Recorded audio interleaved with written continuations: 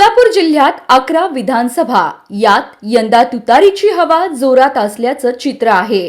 सोलापुरात राष्ट्रवादी काँग्रेस शरद पवार गटाचे किती उमेदवार निवडून येतील याचा अंदाज आपण या व्हिडिओच्या माध्यमातून घेऊयात।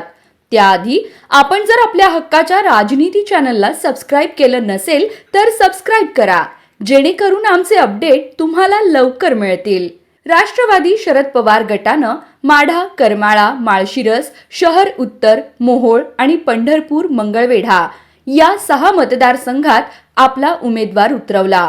पवारांनी माढ्यातून अभिजित पाटील, करमाळ्यातून नारायण पाटील, माळशिरसमधून उत्तम जानकर, शहर उत्तरमधून महेश कोठे, मोहोळमधून राजू खरे, पंढरपूर मंगळवेढा मतदारसंघातून अनिल सावंत यांना निवडणुकीच्या रिंगणात उतरवलं।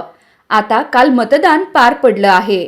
यात कोणता उमेदवार जिंकू शकतो याचा अंदाज राजनीती न्यूजने पत्रकारांशी बोलून घेतला आहे। माढा मतदारसंघातून अभिजित पाटील निवडून येतील असं पत्रकार आणि जाणकारांचं म्हणणं आहे, तर माळशिरसची बाजी मोहिते पाटलांनी उत्तम जानकरांच्या रूपानं मारतील असं चित्र आहे। करमाळ्यात नारायण पाटलांचं पारडं जड आहे, पण संजय मामा शिंदेंनी चांगली फाईट दिल्याचे येथून अपडेट्स मिळत आहेत।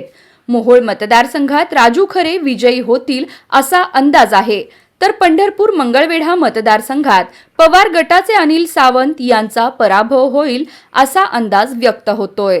शहर उत्तरमध्ये मात्र महेश कोठे यांनी विजयकुमार देशमुखांना कडवी झुंज दिल्याचं चित्र आहे। यात कोठे विजयी होण्याची शक्यता असल्याचा अंदाज आहे।